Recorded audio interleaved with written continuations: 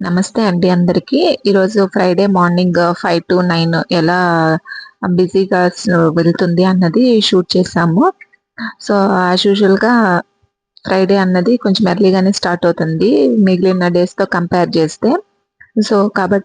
Morning 5కే start అయింది ఈరోజు.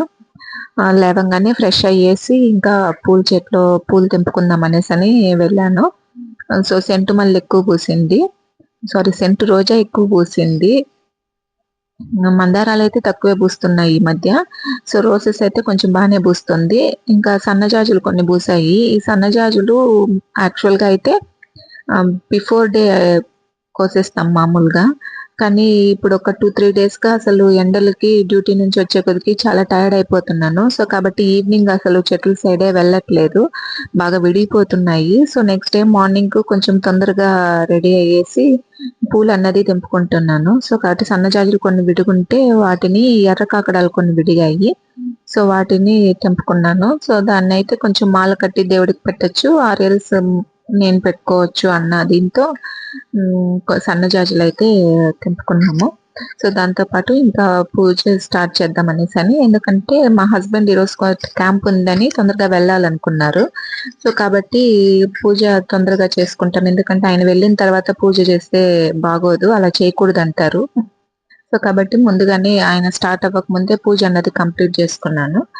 Friday కాబట్టి కొన్ని ఎక్కువ ఫ్లవర్స్ అన్నది పెట్టి కొంచెము కళగా ఉంటే బావుంటుంది అనేసని. మామూలుగా అన్ని రోజులు అలానే పెడతాను. కానీ ఫ్రైడే ఇంకొంచెం స్పెషల్ కదా ఎవరికైనా. ఆ విధంగా మనము ఇదనుకున్నాము. ఇంకా మా హస్బెండ్ స్టార్ట్ అయిపోయారు. ఆయనకి అప్పటికే లేట్ అయిపోయిందని చెప్పేసి స్టార్ట్ అవుతున్నారు. మామూలుగా అయితే ఇది 8:30కి అలా వెళ్ళేవాళ్ళు. ఈరోజు క్యాంప్ ఉంది అని కొంచెం తొందరగా స్టార్ట్ అయ్యారు. ఇంకా ఆయన్ని పంపించేసి ఇంకా పాపని రెడీ చేయాలి. పాపకి హాఫ్ డే సెషన్ కాబట్టి తనని కూడా రెడీ చేసి పంపించాలి. మా హస్బెండ్‌ని పంపించేసి పాపని లేపుదాము. తనైతే యాక్చువల్‌గా నిద్రే లేదండి. మామూలు టైంలో అయితే తొందరగా లేసేస్తుంది. అంటే లీవ్ ఉన్న రోజైతే ఒక 6 కంతా మనము లేపకపోయినా షార్ప్ 6కి అలారం మోగితే ఎలా లేస్తామో అలా లేస్తుంది. స్కూల్ ఉన్న రోజు అస్సలు లెగదు. అది హాఫ్ డే సెషన్ అవ్వచ్చు, ఫుల్ డే సెషన్ అవ్వచ్చు. స్కూల్ ఉందంటే చాలా బలవంతంగా లేపాలి.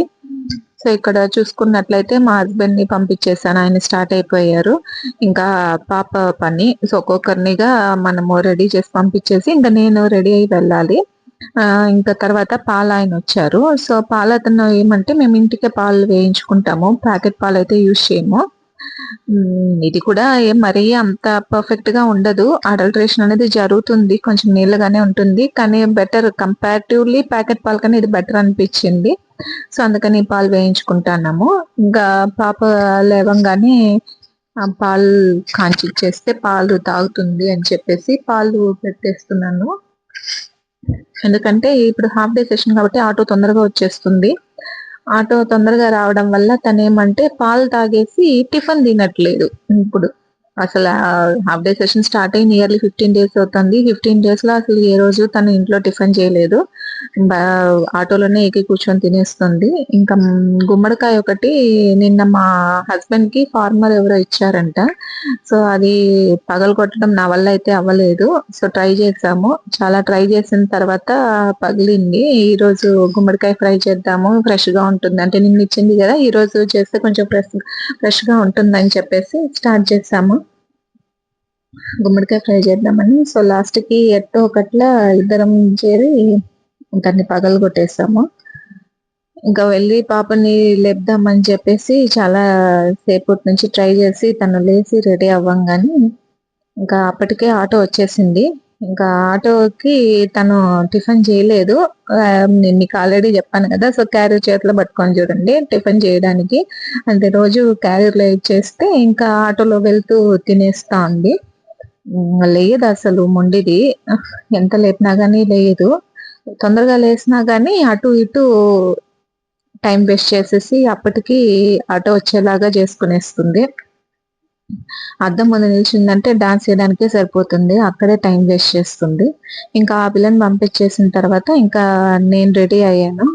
ఇంకా నేను రెడీ అయిపోయేసి డ్యూటీకి నేను స్టార్ట్ అయిపోయాను. ఇంకా నేను వెళ్ళాలి కదండి. సో కాబట్టి స్టార్ట్ అయిపోయాను. కానీ చూస్తే ఏమైందంటే మా పాప మర్చిపోయింది అది వాటర్ బాటిల్. సో సమ్మర్ కదా, ఎక్కడ ఎవరి దగ్గర అడ్జస్ట్ చేసుకోలేదు. దట్టు వేరే వాళ్ళ వాటర్ తాగితే ఇంకా ఇన్ఫెక్షన్ వస్తుందని చెప్పి ఆ వాటర్ బాటిల్ తీసుకెళ్ళి స్కూల్లో వాళ్ళ మేడం దగ్గర రిసెప్షన్ లో ఇచ్చేస్తే వాళ్ళు ఇచ్చేస్తారు. మనము పేరు చెప్పి సెక్షన్ చెప్పామంటే. ఇదే అండి ఈ రోజుటి వ్లాగ్. సో అందరికీ నచ్చుతుంది అనుకుంటా. Please like, share and subscribe my channel.